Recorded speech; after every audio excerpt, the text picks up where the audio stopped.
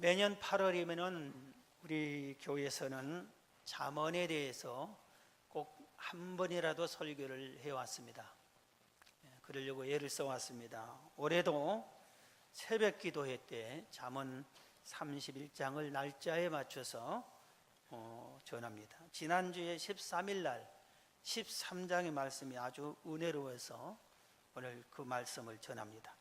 먼저 잠언 전체가 주는 우리에게 주는 핵심 지혜 10가지가 있습니다. 여호와를 경외하라.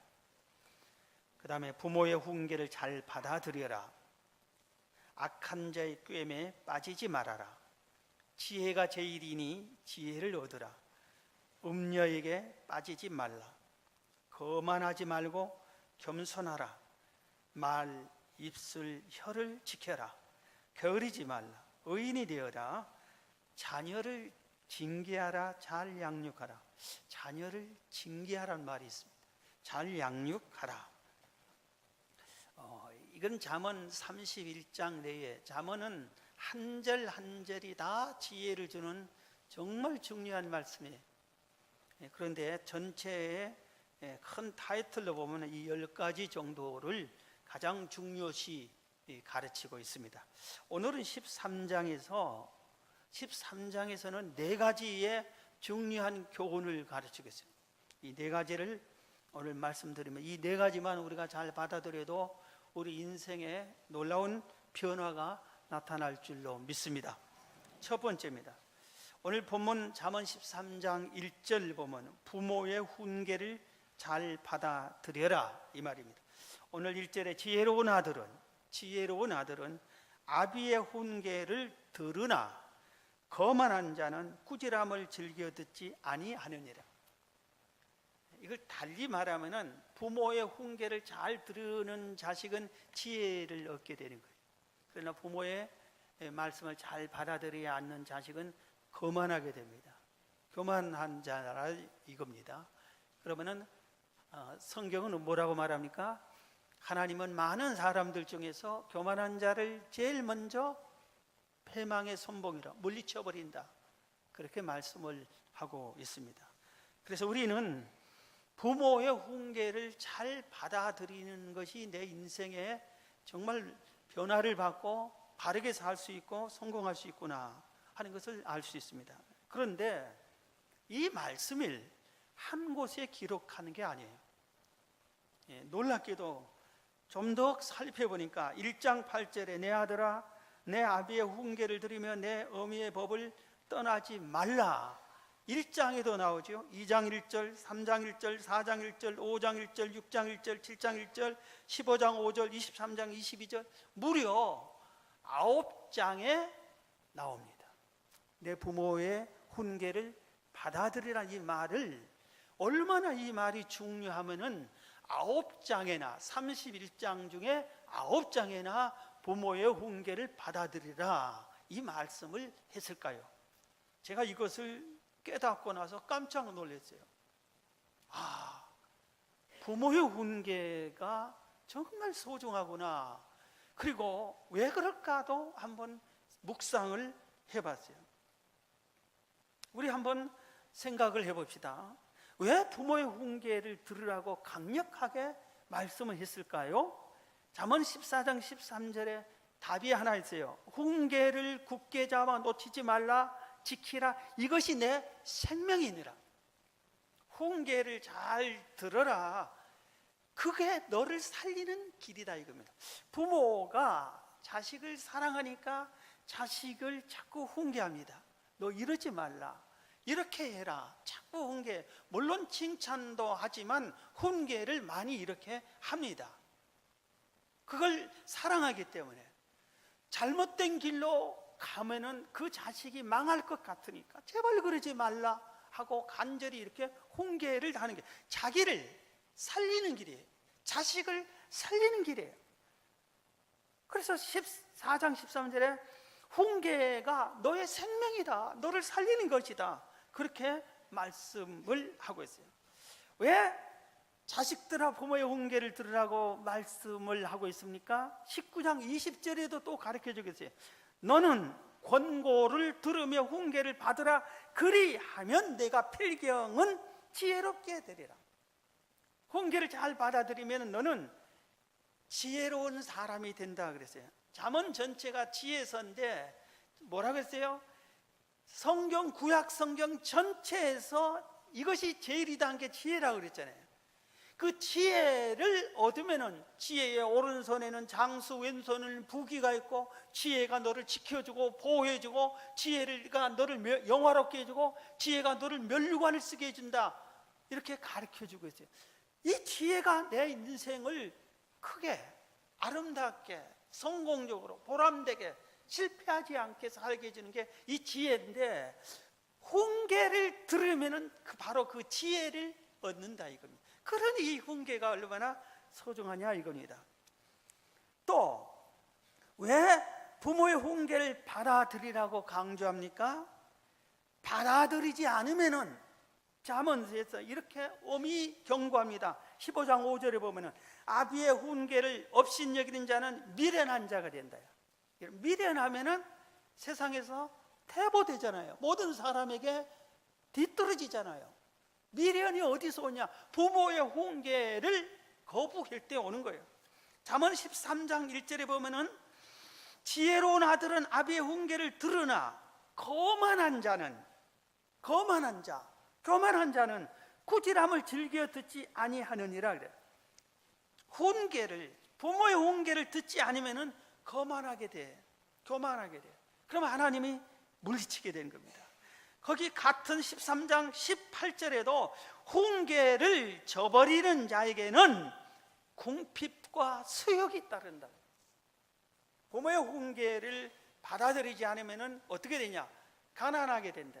가난하게 되는 거예요. 그리고 부모의 훈계를 받아들이지 않으면 어떻게 되냐? 그의 인생이 멸시를 받고 천대를 받고 조롱을 받고 수치를 당하는, 수욕을 당한다 이겁니다. 영혼도 육체도 재물도 명예도 다 잃게 된다 이겁니다. 부모의 훈계를 놓치면은 다 잃게 돼요. 패가 망신 당한다 이겁니다. 이 잠언서는 솔로몬이 하나님의 성령으로 감동해서 기록한 책입니다. 저자가 솔로몬이. 그런데 잠언 4장에 보면은 솔로몬이 자기 아들들에게 이렇게 말합니다. 잠언 4장 1절부터 보면은 아들들아, 아비의 훈계를 들으며 명철을 얻기에 주의하라. 지금 솔로몬이 얘기한 거예요. 내 아들들아, 너희들의 아버지 나 솔로몬이 너희들에게 훈계한 것을 제발 주의해서 들으라. 내가 선한 도리를 너희에게 전하노니 내 법을 떠나지 말라. 나도 내 아버지에게 아들이었으며 내 어머니 보기에 유약한 외아들이었노라. 아버지가 내게 가르치어 이르기를 내 말을 지켜 내 마음에 돌아 내 명령을 지키라. 그리하면 살리라 했다. 솔로몬이 이 말을 한 거예요. 내가 누구냐? 온 천하 사람들이 다 지혜로운 왕이라 하고 내가 왕이 돼서 모든 사람들이 우러러 보고 있는데 내가 나에게 잘나서 된 게 아니다. 우리 아버지 다윗이 나가 아들이었을 때 나를 훈계했다. 그 훈계를 받아들이니까 오늘의 내가 있다. 그러니 너희들도 나처럼 되고 싶으냐? 내가 내 아버지 다윗의 훈계를 받은 것처럼 너도 나의 훈계를, 아비인 나 솔로몬의 훈계를 받아들여라. 그러면 너희들도 나처럼 복을 받을 것이다 이 말입니다. 그런데 다윗이 아들 솔로몬을 훈계한 말씀이 열왕기상 2장에 실제로 나옵니다. 열왕기상 2장이면 다윗이 평소에도 했겠죠. 그런데 죽으려고 할 때, 죽기 전에 아들들 중에 솔로몬을 불러서 유언식으로 훈계, 마지막 권고를 합니다. 열왕기상 2장 1절부터 보면은 다윗이 죽을 날이 임박하며 그의 아들 솔로몬에게 명령하여 이르되 내가 이제 세상 모든 사람이 가는 길로 가게 되었노니 너는 힘써 대장부가 되고 나 곧 죽게 되었다. 그러니 내 이 마지막 훈계를 꼭 지켜라. 꼭 지켜. 그러면서 3절을 얘기합니다. 내 하나님 여호와의 명령을 지켜 그 길로 행하여 그 법률과 계명과 율례와 증거를 모세 율법에 기록된 대로 지키라. 그리하면 내가 무엇을 하든지 어디로 가든지 형통할 것이다. 다윗이 죽기 전에 아들 솔로몬을 불러놓고 마지막으로 간곡하게 또 한 번 훈계를 한 겁니다. 권고를 한 겁니다. 하나님을 잘 섬겨라. 하나님의 말씀을 지켜 행해라. 그러면 너는 네 인생길을 하나님이 형통하게 해줄 것이다. 그렇게 간곡하게 훈계를 했더니 솔로몬이 아버지 훈계의 말을 지켰더니 자기가 된 겁니다. 그래서 잠언 4장 1절은 내 아들들아, 나도 아버지 모든 사람 물어보는 내가 위대한 사람으로 보이냐? 내가 어렸을 때는 아버지의 나도 아들이었다. 연약한 자식에 불과했다. 그러나 아버지 다윗의 훈계를 받아들여서 오늘의 내가 됐다. 그러니 너희들도 부모의 훈계를 받아들이라 이겁니다. 여러분, 부모님이 그럼 세상 떴는데 그럼 어떻게 합니까? 어떻게 해야 됩니까? 평소에 살아 계셨을 때 여러분들에게 늘 했던 잔소리, 꾸지람이 뭡니까? 그게 값진 지혜를 주는 훈계입니다. 그것을 기억하세요. 그걸 찾아내세요. 평소에 내 부모님이 나에게 뭐라고 했나? 그것을 지켜 행하세요. 부모님이 안 계십니까? 여러분, 부모격인 사람들을 만들어야 됩니다. 그리고 그 훈계를 받아들여야 되는 겁니다. 우리의 나이가 들수록 남의 말을 듣기를 싫어하고 누가 나를 간섭하면은 아주 짜증내고 어떤 사람은 분노까지 하더라고요. 그러면 내 인생이 끝나는 겁니다. 거기서 발전하지 않고 퇴보만 하는 겁니다. 훈계를 받아들이세요. 여러분, 여러분의 부모님의 훈계, 그리고 성경은 우리 하나님 아버지의 훈계, 이 훈계를 잘 지키시는 여러분이 되시기를 주의 이름으로 축원합니다. 그 다음에 13장은 우리에게 두 번째 훈계, 교훈을 줍니다. 지혜를 줍니다. 여호와의 말씀을 멸시하지 말고 두려움으로 지켜라. 13절입니다. 말씀을 멸시하는 자는 자기에게 패망을 이루고 계명을 두려워하는 자는 하나님의 말씀을 두렵고 떨리는 마음으로 꼭 붙잡고 지키는 자는 상을 받느니라 그랬습니다. 왜 그랬죠? 왜 이 말씀이 중요한 말씀입니까? 왜 이렇게 돼요? 하나님의 말씀을 멸시하면 패망하고 하나님의 말씀을 두려워 떨린 마음으로 지키면 상을 받고, 이 말씀의 근거가 뭐예요? 하나님이 우리 인간의 생사화복을 주관하는 자이니까 그런 겁니다. 하나님이 우리의 모든 것을 주관하기 때문에 그의 말씀을 지키는 자를 붙잡는 것입니다. 하나님을 알기를 우습게 알고 이 말씀을 너무 가볍게 여기니까 보지도 않고 듣지도 않아. 그리고 설교 말씀을 우습게 여기고 한 귀로 듣고 한 귀로 흘러버리는 거예요. 그러니 하나님이 그런 자들에게 은혜를 주고 상을 주겠냐 이겁니다. 두렵고 떨리는 마음으로 하나님의 말씀을 지켜 행하는 자에게 상을 준다 이겁니다. 하나님의 말씀이 생명의 말씀이요, 진리의 말씀이요, 구원의 말씀이요, 축복의 말씀이니까 지키면 그 은혜를 받고, 지키지 않으면 이 모든 것을 놓칩니다. 그래서 출애굽 20장 6절에 보면 하나님이 모세를 시내산에 벌려서 직접 십계명을 준 다음에 모세를 통해서 하나님이 직접 말씀하셨어요. 출애굽 20장 6절에 나를 사랑하고 내 계명을 지키는 자에게는 천대까지 은혜를 베푸느니라. 그러나 그 위에 내 말씀을 지키지 않으면 자손 3, 4대까지 그 죄를 갚겠다, 그렇게 말씀을 하셨어요. 하나님의 계명을 주고 이걸 지키면은 천대까지 자식까지 잘되게 해주고, 안 지키면 3, 4대에서 네 가문을 끝내버리겠다, 그렇게 말씀한 겁니다. 자, 우리 지금 여름에 성경 잠언과 계시록을 읽으라고 했는데 우습게 여긴 성도들이 많은 것 같아. 안 읽어. 뭘 잠언 읽고 계시록을 읽으라고 그러냐고.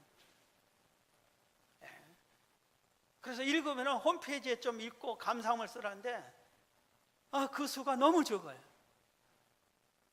한 주간에 한 500명은 다 적었으면 얼마나 좋겠어요.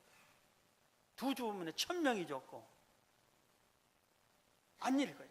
보세요.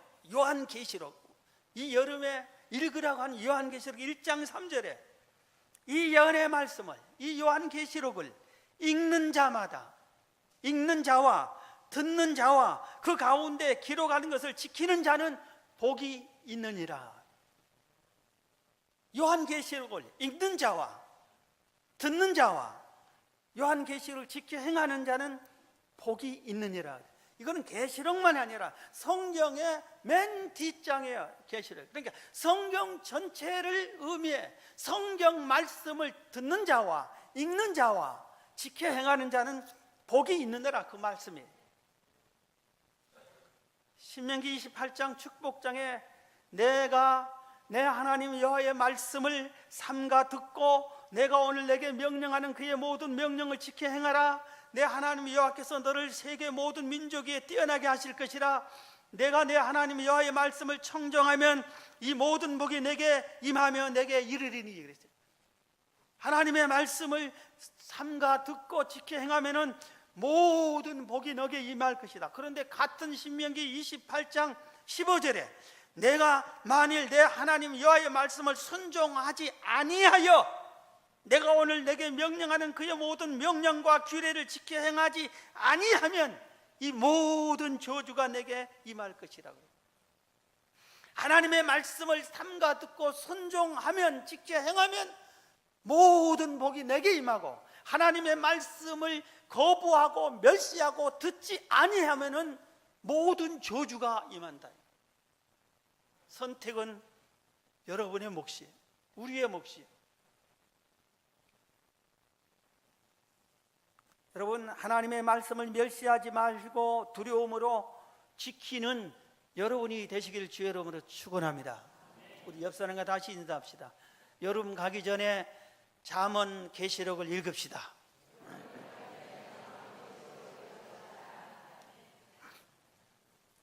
홈페이지를 당장 다음 주부터 보겠습니다. 세 번째입니다. 잠언 13장이 주는 지혜.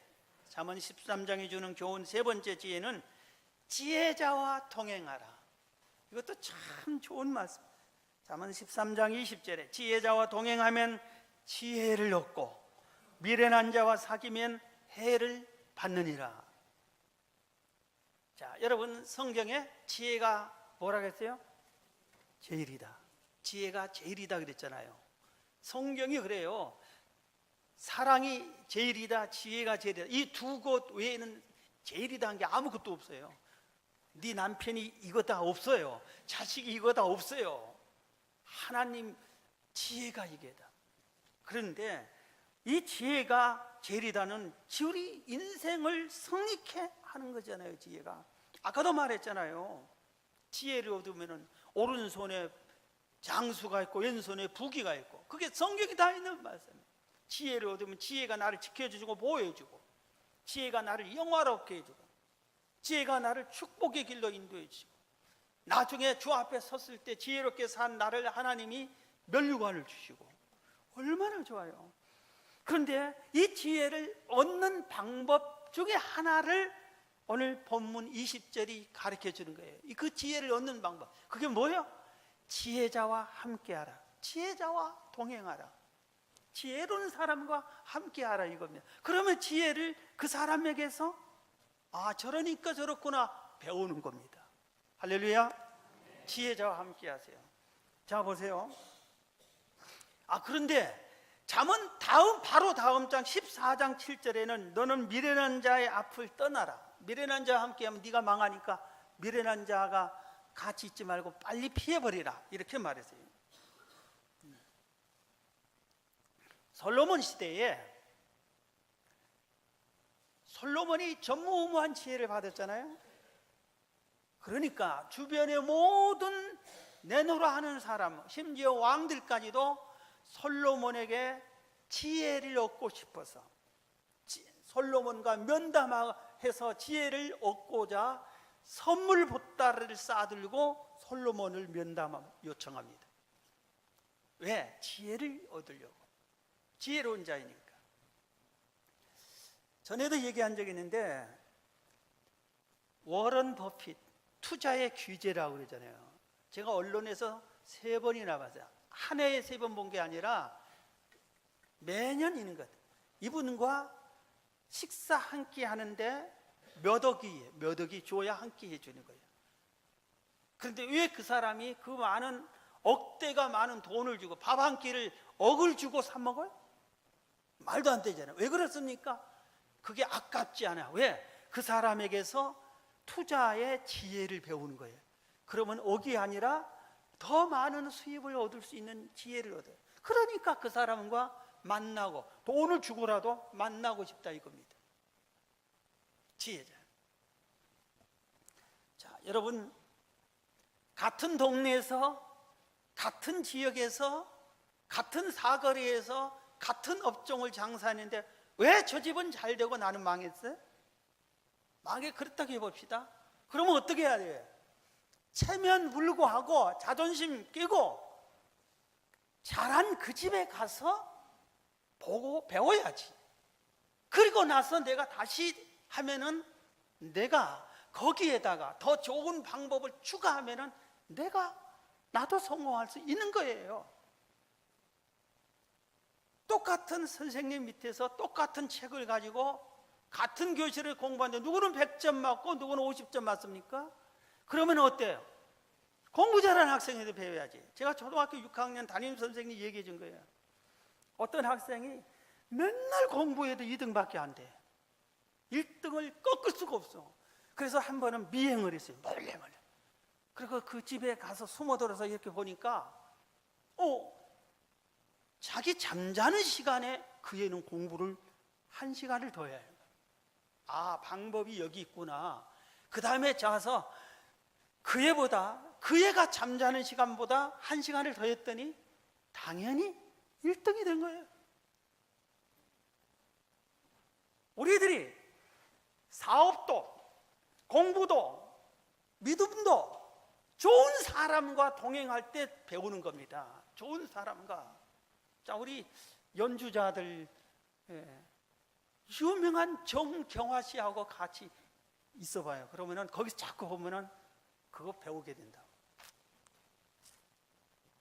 오늘 찬양을 아주 잘했는데 아주 멋있는 노래를 잘한 그런 분들하고 같이 성가대 같이 하고 같이 음악회 하면 가서 참여하고 듣고 하면은 나도 모르게 수준이 높아져요. 잘해줄 수 있는 거예요.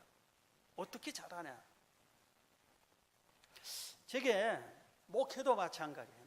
제가 정말 다행스럽게 생각한 게 신학생 1학년 때부터 정말 좋은 교회, 잘한 교회를 막 찾아다녔어요. 서울에 있는 아주 좋은 교회, 잘하는 교회, 크게 성장하는 교회 다 찾아다녔어요. 서울 뿐만 아니라 대전에도, 대구에도, 부산에도, 강주에도 얼마나 교통비가 비싼데도 불구하고 투자를 한다 갔어요.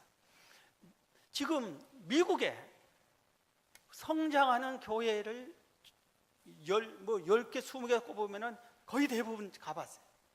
간다고 하루아침에 가서 그게 뭘 배우겠냐. 그래도 거기 가서 기도라도 하겠다. 교회를 한 바퀴 돌고 기도라도 하겠다. 그런 의미에서 다 찾아갔어요. 유럽에는 망하는 교회. 왜 이 유럽 나라 전체가 기독교 국가였는데 망했는가를 배우는 거예요. 그래서 유럽에 가면은 망하는 교회들을 많이 찾아가는 거예요. 그런데 저는 그 건물을 구경하는 게 아니라 왜 망했을까? 이 화려한 기독교 나라가 왜 망했을까? 배우는 거예요. 그리고 목회자 세미나를 참여하고 좋은 목회를 잘하는 분들이 쓴 책을 다 수집해서 읽어보고, 그래서 오늘에 우리 교회가 내가 목회를 이만큼 한다고 하는 것은 하나님의 전적인 은혜지만, 다른 면으로 원인을 찾는 자면은 목회 잘하는 사람에게서 배우려고 지혜를 얻으려고 애쓴 점이 포함됐을 거예요.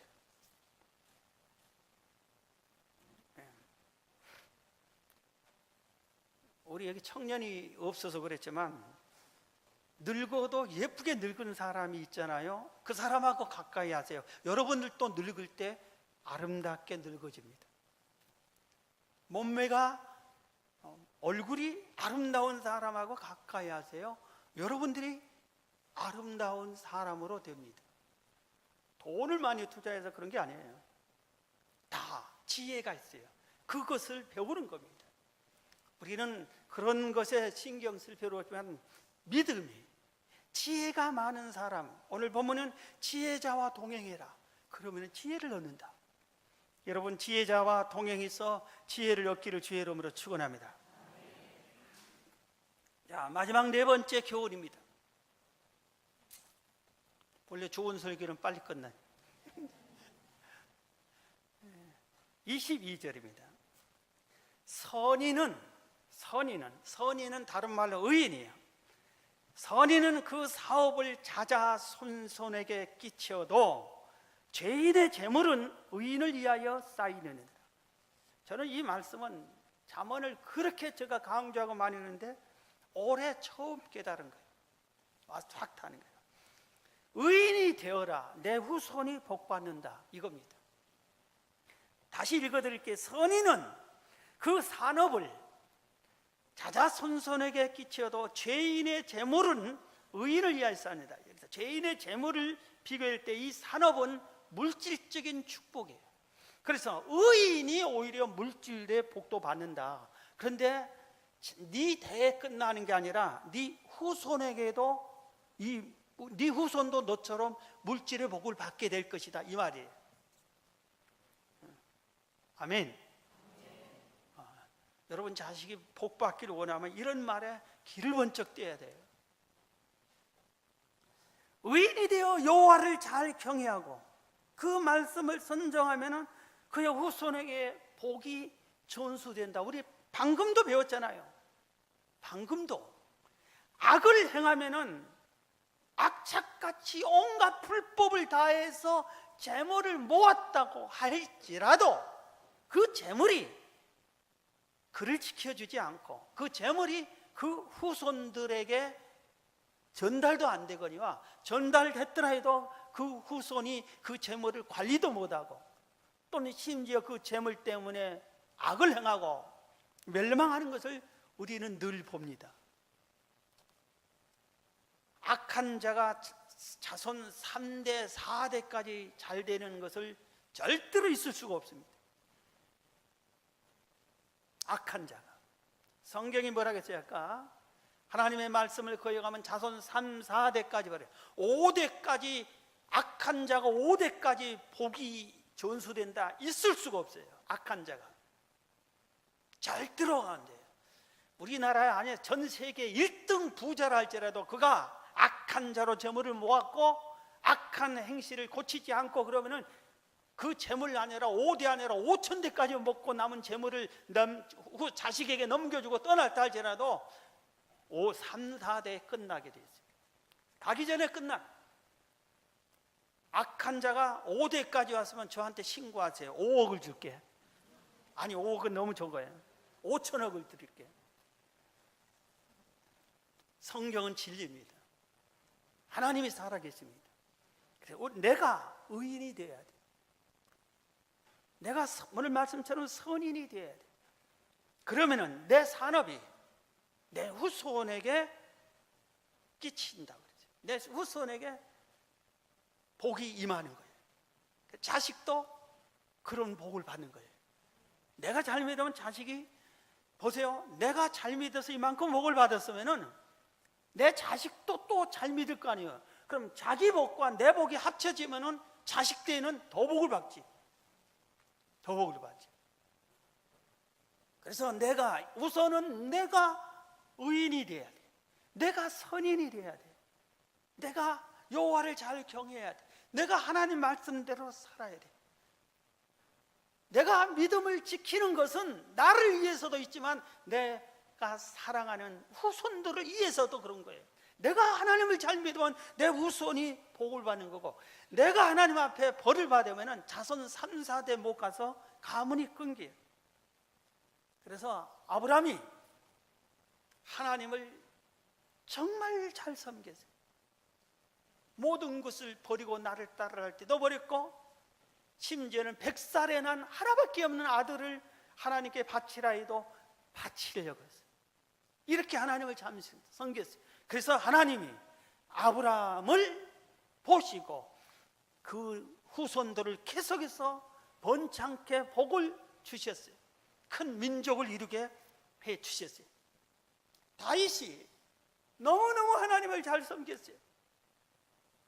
실수가 있는데도 회개하고 하나님을 잘 섬겼어요. 성경에 하나님이 내 마음에 쏙 든다고 말한 사람은 다윗밖에 없어요. 그렇게 하나님을 잘 섬겼어요.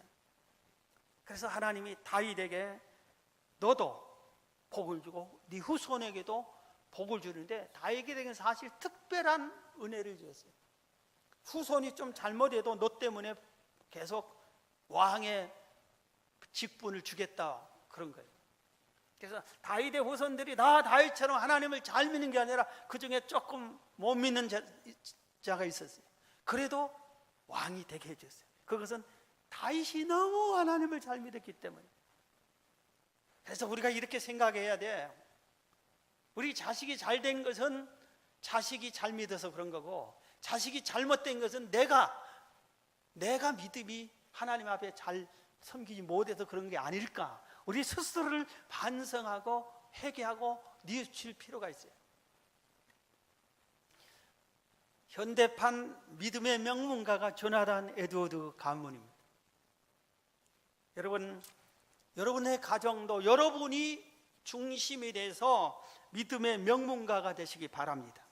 축복의 명문가가 되기를 주의 이름으로 축원합니다. 오늘 말씀을 마칩니다. 부모의 훈계를 잘 받아들이라. 하나님의 말씀을 멸시하지 말고 두렵고 떨림으로 지켜 순종하라. 지혜자와 동행하고 미련한 자를 떠나라. 당신이 의인이 되라. 그러면 후손이 복을 받는다. 이 잠언 13장에서 주는 세 가지 이 지혜, 이 말씀을 지키셔서 여러분이 은혜를 차지하기를 주의 이름으로 축원합니다.